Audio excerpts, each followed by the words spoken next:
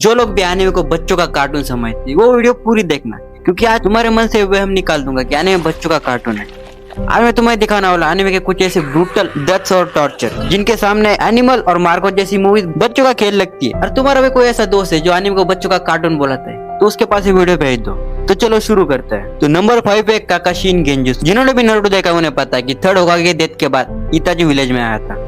तब काकाशी उसके सामने कुछ ज्यादा ही चौड़ा रहा। फिर इताची ने उसे उसकी औकात दिखाई।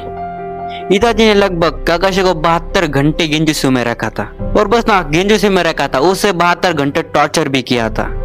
ये बाकियों के लिए कुछ 4-5 सेकंड थे, पर काकाशी के लिए पूरे 72 घंटे थे। और इन 72 घंटों में इताची ने हर तरह से काकाशी को टॉर्चर किया था। मतलब तुम सोच भी नहीं सकते, जितनी हो सके उतनी तलवार काकाशी के अंदर घुसाई थी। और ये ट्रॉमा काकाशी के लिए इतना ज्यादा था कि लगभग 7 दिन लगे थे उसे इस ट्रॉमा से उभरने के लिए। एंड नंबर 4 पे एओटीज वर्क हार्ड। जिन्होंने भी एओटी देखा उन्हें पता है कैप्टन एरवी ने अपने लोगों को बचाने के लिए नोबल्स के खिलाफ बिट्रे कर दिया था। और सत्ता पलट होने के बाद सारे लोगों ने अपना मुंह ऐसा खोला जैसे लड़कियां गोलगप्पे देख के खोलती है। क्या ये क्या बक रहे हो? बस इस आदमी के डर से लोग मरना पसंद करते थे, पर इस आदमी के पास जाकर टॉर्चर होना नहीं। और जिन्होंने भी मुंह नहीं खोला था, तुम्हें बता दो ज़ेक्री की फील्डिंग कैसे सीट की थी। ज़ेक्री पहले उन्हें एक चेयर पे उल्टा लटकाता था, फिर उसके बाद एक पाइप लेकर था, वो पाइप उसके पिछवाड़े में डालता था और वही पाइप सीधा उसके मुंह में। मतलब रात को जो भी तुम कार्यकांड करोगे सुबह तुम्हारा खाना होगा। और ये बंदा इतना साइकोपाथ था कि इसे द पीस ऑफ आर्ट बुलाता था। देख रहे हो इस बंदे ने कैसे मुंह खुलवाया। और नंबर 3 पे तोशी टॉर्चर हिज वाइफ। ये बेसिकली एक एनीमे है जिसमें वैम्पायर्स का और इंसानों का अंदर खत्म होते जा रहा था। मतलब कोई भी इंसान कभी भी वैम्पायर बन सकता था।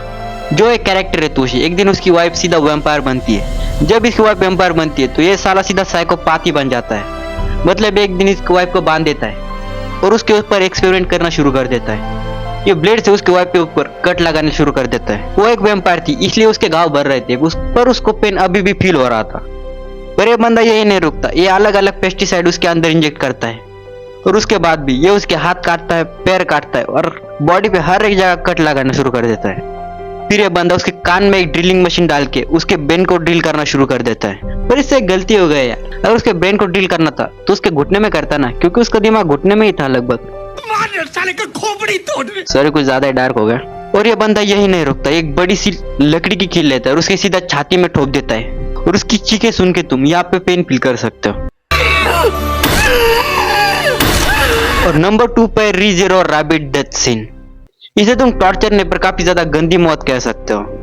हमारे एनीमे का मेन कैरेक्टर एक बर्फीली जगह पे जागता है जहाँ पे उसे दिखता है क्यूट सा खरगोश।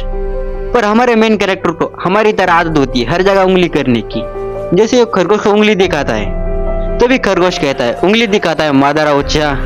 उसके बाद वो खरगोश सीधा उसका हाथ ही उसके बॉडी से अलग कर देता है।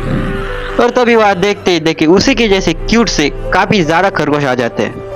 वो खरगोश आते ही सीधा हमारे मेन कैरेक्टर पे झपट पड़ते हैं। उसके स्किन का हर एक पार्ट, मसल का हर एक पार्ट नोचना शुरू कर देते हैं। और एक खरगोश उसके पीछे से अंदर जाके उसके सारे इनर ऑर्गन्स को खाना शुरू कर देता है।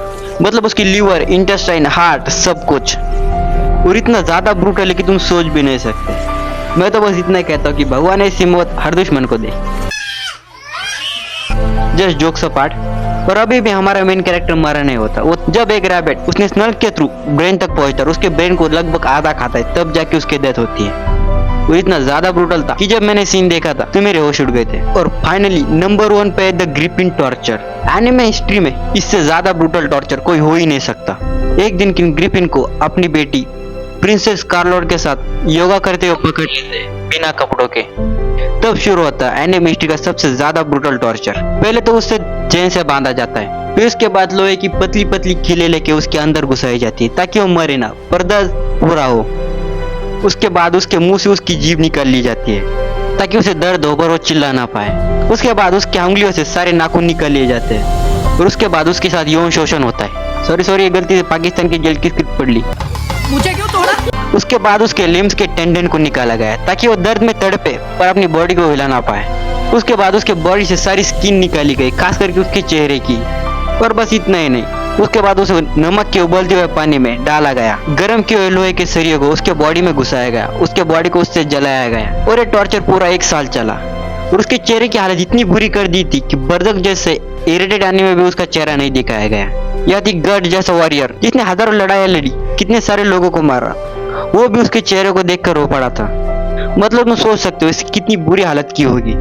पर जब मैंने पूरा एनीमे देखा तब मुझे पता चला इसके साथ जो हो वो बिल्कुल सही हो। इस साले का टॉर्चर 2-4 साल और चलना चाहिए था, इतना ज्यादा हरामी था ये। बस आज की वीडियो में बस इतना ही। कल मिलते हैं किसी अलग टॉपिक के साथ। अगर किसी टॉपिक की आपको वीडियो चाहिए तो कमेंट कर देना।